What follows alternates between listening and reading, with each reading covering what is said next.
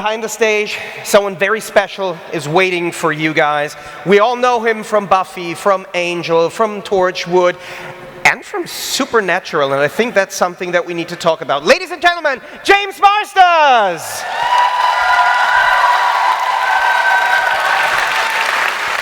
Hi, how you doing? I'm doing great. Hello, beautiful people. Yeah, your coffee is strong. I love this place. Yeah. Yeah. Here in Austria, we have proper coffee, proper beer, proper schnitzel. Yep. I've had schnitzel and I've had coffee, and that's good for me. Great. So the first thing I actually want to talk about is you guest starred on one episode of Supernatural. Yeah. Alongside Charisma Carpenter, you played a couple in 2011. And the fun thing is that there are many Buffy alumni who guest starred in Supernatural because the creator Eric Kripke is a fan of the show. So can you tell us something about how you were approached, how the whole process went to guest star on the show? Yeah, I don't know that I knew that they were fans of the show, but that makes sense. A lot of writers and producers in Los Angeles are fans of Buffy. If you know how to make television, if you know how to make film, you usually look at Buffy and think, oh, that's how you do it. I didn't make Buffy, I was in Buffy. There's a huge difference. So I just feel like I was really lucky to be on a really well-made show. And the thing is that there's like 500 people that make every shot in a television show, but once they call action, 499 people disappear, and I'm left there.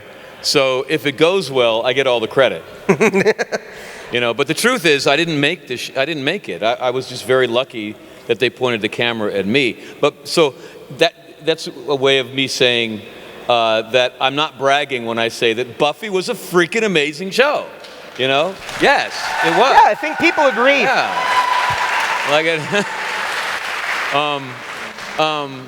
And so like a lot of times I'll go into auditions and the first thing that happens when I walk into an audition, they're like, "We love Buffy," and so it's not surprising that the producers of Supernatural were fans too. But that was the first time that I realized that Charisma Carpenter was a nice person. I never talked to her on Buffy because she's a really good actor, and I really thought that she was like her character. I just could not conceive that she was any different than the Cordelia of Buffy.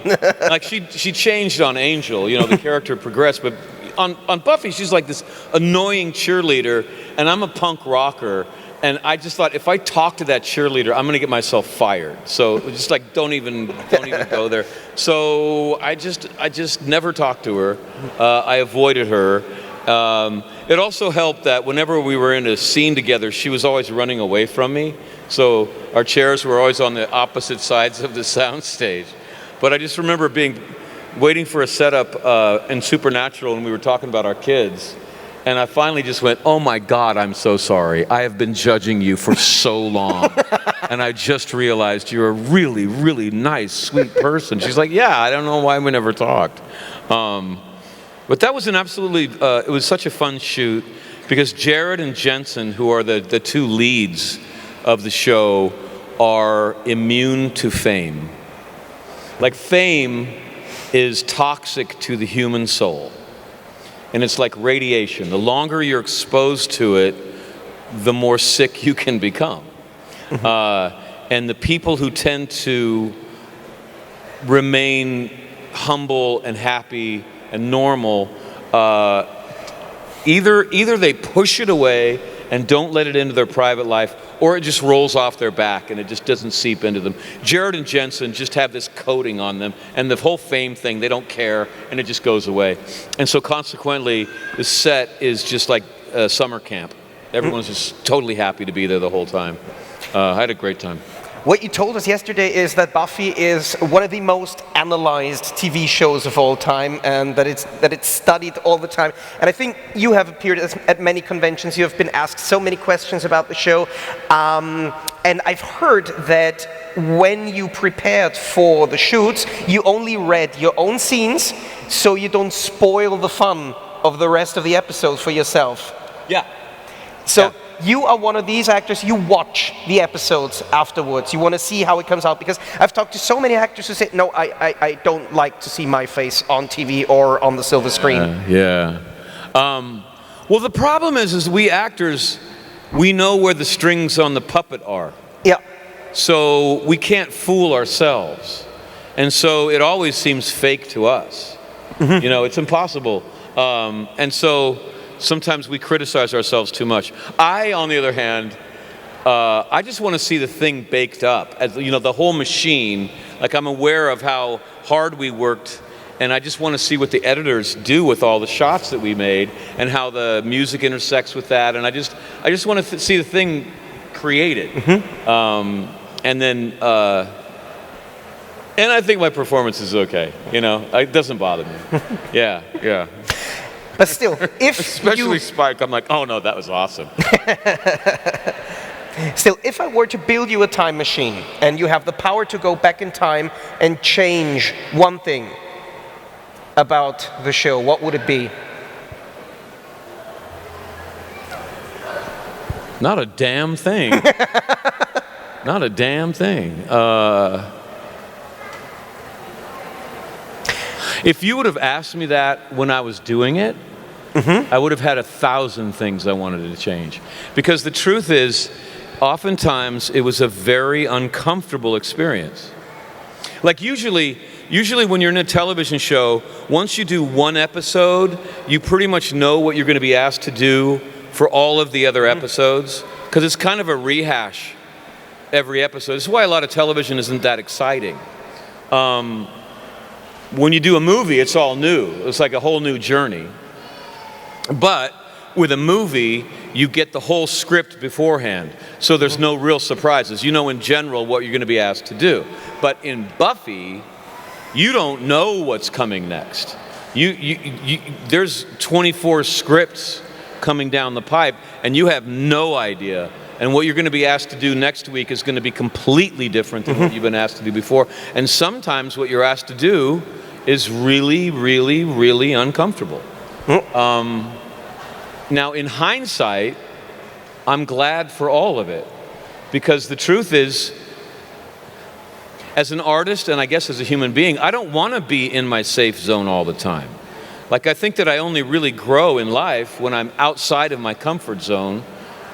Even though I might be freaking out at the time, when I look back on it, I'm like, oh, I'm glad that thing, you know what I mean? Yes. Yeah, and it's very much true as an artist, too. I think some of the best work happens when people are freaking out and they're asked to do something that they're not sure that they can do. Mm-hmm. And so Buffy was that all the time. And so it was a big combination of really thinking, hey, we're making something really cool here. And then getting the next script and going, oh, but I can't do that. Yeah, so yeah, if you would have asked me while we were filming, I would have come up with hundreds of things. Don't make me do that, don't make me do that. But looking back on it, not one thing. Cool. But the most interesting thing I read is that originally you rejected the role of Spike because of the 1992 movie, which I have to add was because the script was changed after Joss Whedon's original concept to turn it more into a comedy, and the series is based on the original concept, which is much more serious. So even after, only after you've seen the episode Prophecy Girl, and your agent told you that the show is completely different to the film, then you auditioned for the role and then you wanted to be on it. Yeah, like I don't know how much of the, I'm sure you're right that the script was changed, but primarily what I think didn't work about the movie was this style. Mm-hmm. The way that for the writing on Buffy, the way to make it funny is you don't try to make it funny. Like you play it like a drama and suddenly the humor just comes out. Like, perfect example, You know, what are you doing here, Spike? 5 words or less. Out for a walk, bitch. Right? I was not even aware that that was funny. Like what I was thinking as Spike is I'm being humiliated. Like, you know why I'm out here, Buffy. I am in love with you. You know that. I'm stalking you. I know it's pathetic. How dare you make me say it? Like, I was just dying inside when I said that. But if you play that drama and you play the real moment, it's hilarious because human beings are hilarious. But if you play it, if you take those words and try to make it kind of campy, or what we call arch, where you're kind of winking at the audience like, I know this is funny too. There's some writing where that works. But for Buffy, that's not the pocket of where it wants to be. Like all words kind of will tell you what they want, how they want to be handled if you listen to it. And I don't think they were listening very carefully with that movie because it was just over the top. Yeah. You know what I mean? So yeah, when I got the audition, I had told my agent when I came down to Los Angeles, I said, like, I am not here to try to win an Academy Award. I don't want any golden statues on my mantelpiece. Like, I'm a father. Like, I proved that. I'm not here to prove that I'm a good actor. I did that in theater. I'm here because I recently became a father, and I need money, man. I'm here for money and nothing else. I'll be the new Urkel. I do not care. And my agent was like, oh, I'm going to have a lot of fun with you, Jim.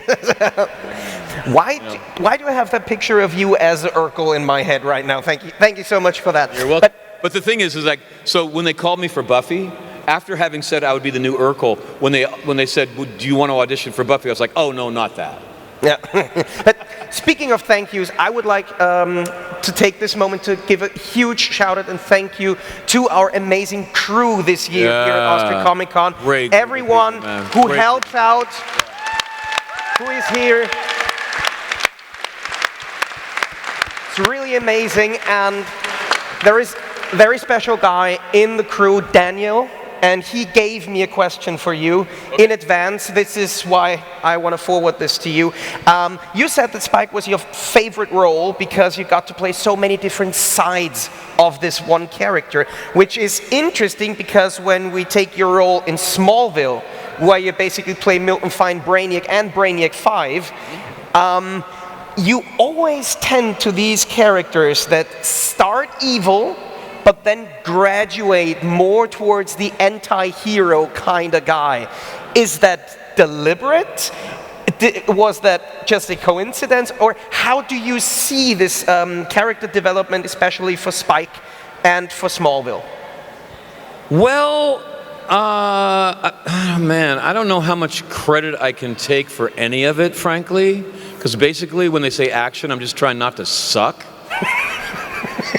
Because if you can do that repeatedly, you have a career. You know, just don't be bad. You know, but I mean, to do a villain, I can't think of the person as a villain. Yeah. Like I have to be the one person who understands that human being. I think the truth of it is, I don't think there are any villains in the world, and I don't think that there are any heroes in the world. I think that there are just a bunch of human beings, and we are sometimes villainous, and we are sometimes heroic. Like, I think that evil is when I hurt somebody for any reason other than self-defense. And I think, like, out of greed or out of anger, and I choose to hurt someone for no good reason, that's evil. I think that being a hero is when I try to help somebody even when it hurts or costs me. And I've mostly done that through parenting. How many parents in the house? You know what I'm talking about, right? Right? It hurts, yes. Kids, thank your parents right now. And so I just try to get behind, just try to understand why that person may be making a choice that I would hope that I don't make, but he's not a villain. He's a human being. And so if you approach it that way, hopefully you have a three-dimensional character that the writer is kind of going, hey, we could move that in a lot of different ways. And so that it kind of ends up that they go, well, let's make him a little less of a jerk. Let's see what happens there. And so I think it just gives the writers a bit more maneuverability. If they want to keep using the character, they want to try to make them do different things. So it kind of gravitates towards something less villainous over time. I don't know, actually, yeah. And I think it makes it more interesting when you have a long-running show. There has to be a lot more character development than in a shorter film. You need to have something that pulls people towards the character. But that pulls me towards something else. This poor little Mike. We're getting real serious here. Yeah, guys, save us. We're getting really heady. And by the way, if anyone's brave enough to ask a question, try to embarrass me. I'm throwing down the gauntlet. I'm shameless. You can ask me anything that you want. I will not be embarrassed. I may not answer every question that you ask. I may say, oh, no. But there's no harm in trying. So yeah, bring it. What do you got? Hi. That's a difficult one. You said that when you were on Buffy, when he asked what would you change if you have a time machine, you said that there are things you don't want to do in the moment, or scenes that are hard. Yeah. And when I think of Buffy, there's a specific scene in my head that I think must have been really, really hard to prepare, to shoot, and to recover from. Yep. I'm a camera woman, and I shot a movie, and I've seen it being handled very, very bad. I'm talking about the bathroom scene. Yep. I mean, I'm sure you know. How did you handle it? How was the shooting, and how was the recovery? That's a good question. That's probably the most controversial scene for my character. Yeah. What I will say is that I'm going to digress for a second here. This is a long answer because it's a big thing, you know. Yeah. I think that Buffy has a very powerful central message, which is don't give up. Like, the world is not perfect. The world has demons. The world has problems. Life hurts. It's a big challenge. But don't give up. Keep going. Keep fighting, you know. And that's a great theme, but it can get really cheesy. That's a very highfalutin theme.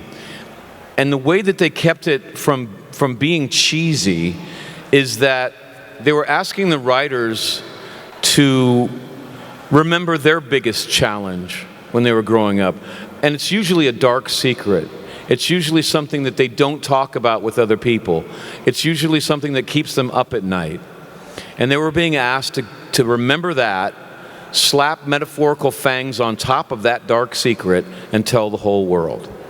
So it was not a bunch of Hollywood people telling other people how to live their lives. It was a bunch of human beings just saying, hey man, this sucked for me back then. Did you go through anything like it? Am I alone? Is there anyone else that experienced anything like that? And if you watch Buffy and you remember this, and you can see what that original experience might have been, and sometimes it's hilarious and sometimes it's really horrifying. You're like, oh my God, one of the writers probably went through that. Oh wow, you know. So the idea behind that bathroom scene, is anyone confused about what we're talking about with this one? Everyone knows what we're talking about? We're all good. Okay. So one of the female writers in college got broken up with by her boyfriend, and she went over to his home thinking that if they made love one more time, everything would be fixed and they'd be back together. So she went over to his home and she really physically threw herself on him, and he had to physically remove her and shove her out his door and slam the door. And that was very painful for her. Now, they thought that since Buffy was a superhero and could literally throw Spike through a wall if she wanted to, that they could flip the sexes and it would be okay. I argued that everyone who watches Buffy is Buffy. That's how storytelling works. It's the vicarious experience. Like, all storytellers were trying to lure you behind the eyes of the lead character. And if we can do that, then we can send you on that adventure. And the audience gets this vicarious roller coaster ride. That's how all good storytelling is. So when I watch Buffy, I'm Buffy, if it's working. So my argument was like, all of the audience is Buffy. I'm going to be doing that to the audience, and they're not superheroes. I'm going to reawaken a bunch of pain or past experience. I'm going to traumatize a lot of people. This is not a good idea, but they wanted to do it.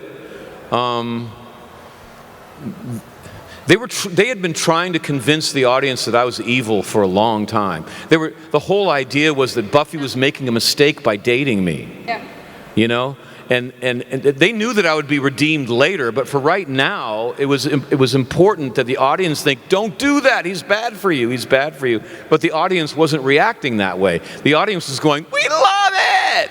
And they kept, right? And they kept having, at one point, I was like, you know I'm evil. You know, that's like, they were screaming it out, but it wasn't working. So they finally had to come up with something so horrible that the audience would finally say, he's bad for her. They had to come up for Spike, they had to find something that was so painful for him that he was well incentivized to go get a soul and to change. So all of this kind of mixed up into this scene. When I got the script, I just freaked out because I don't like to watch those kinds of scenes. Like if I'm in a movie theater and I see that happening, I walk out. If it comes on television, I have to turn it off or I will put my foot through the screen.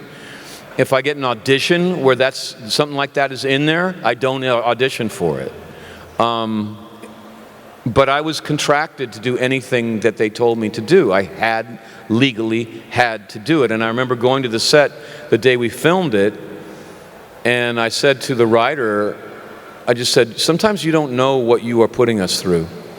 Like, you write this stuff, I have to live this. Like, if you act something honestly, you're really internalizing it. So, the first shot, when I don't remember what the line was, but I just walked through the door and I say, so, hi, Buffy, or whatever I said. And I have a whiplash from doing a lot of stunts and a lot of tournamental martial arts and stuff. So it's this thing where if I get really tense, my tongue goes back like that, and I kind of go like that. And I just walked on the set. I wasn't even moving, and I said, hi, Buck, and the thing just popped like bang. Everyone heard it all around, and I started twitching, and I just fell to the floor.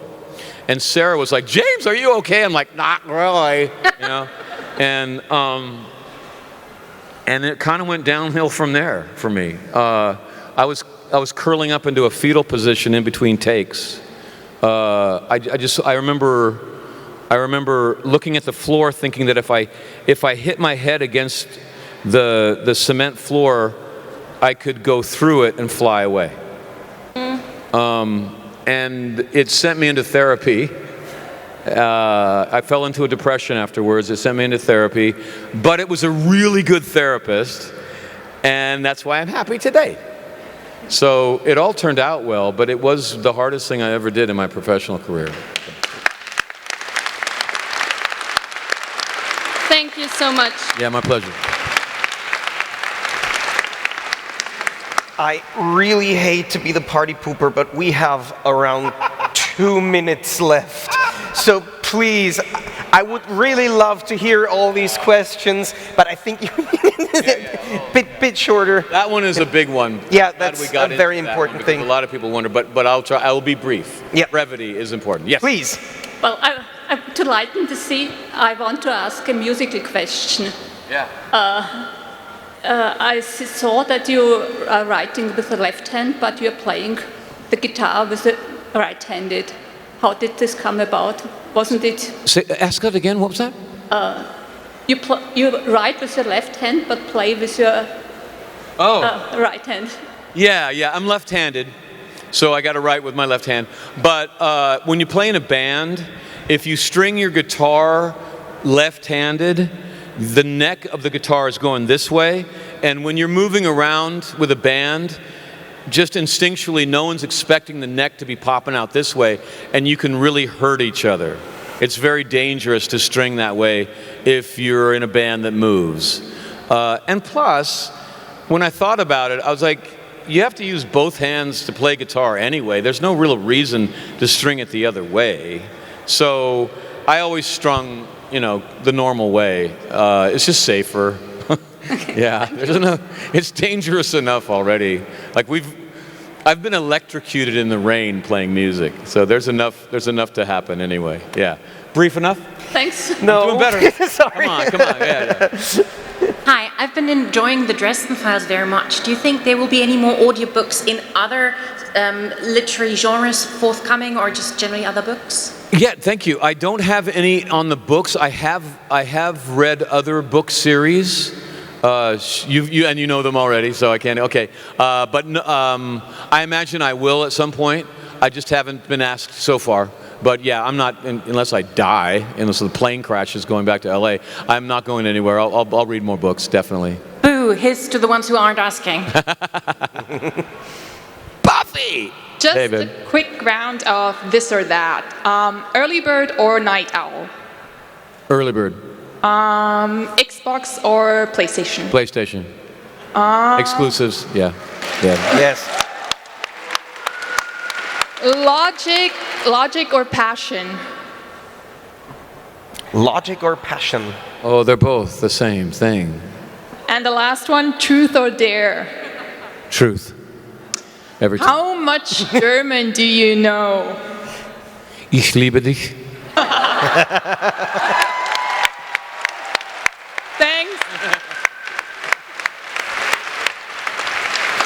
That's enough, apparently. That's quite good. Hey. Hi, please feel free to ignore this because I might be taking out the challenge of embarrassing you. In Torchwood, Captain John Hart mentions the Lotus Nebula, where he could be experiencing 17 simultaneous pleasures. What did you picture when you read the line in the script?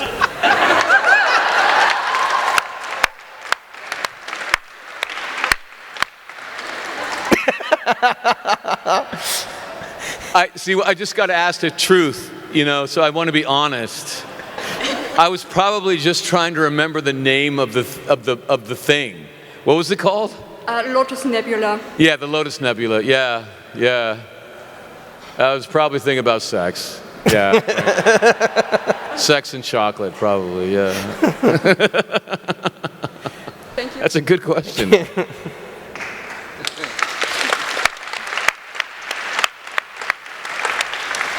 Hi, you did a movie called Moonshot. Yeah. How did you prepare for this movie?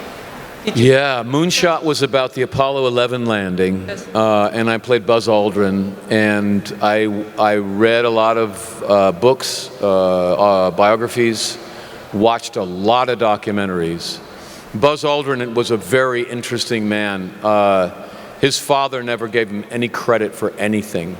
And so he was driven to try to get his father's love and appreciation, and so he saved NASA on multiple occasions. He is the person, like when Ed White. This has got to be the last. Ruth is gonna kick my ass. When Ed White, when the first time that they did a spacewalk.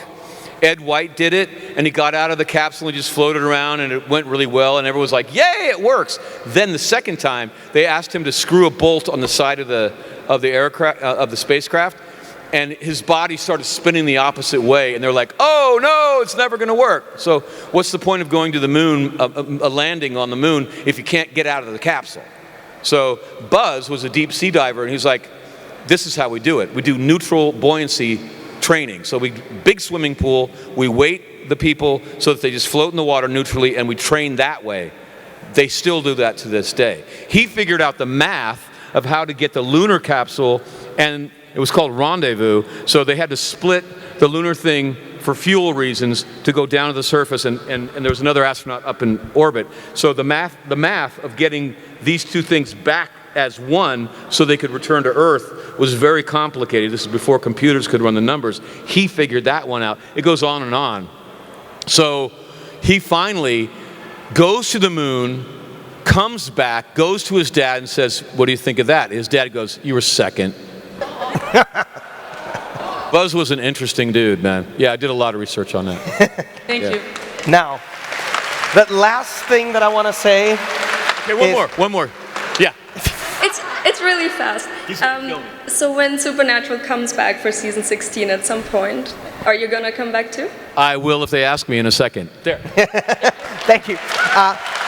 The last thing I want to say is this year, Austria Comic Con, we've partnered up with a great star charity, Austria, where you can enter, buy tickets to win a portrait of you, signed by you. These are exclusive. Only 3 of these have ever been made, are in existence. If you want to enter for the raffle, please go to the nice lady in the front. Ladies and gentlemen, James Marsters! Guys, I love you. Thank you so much. You're awesome.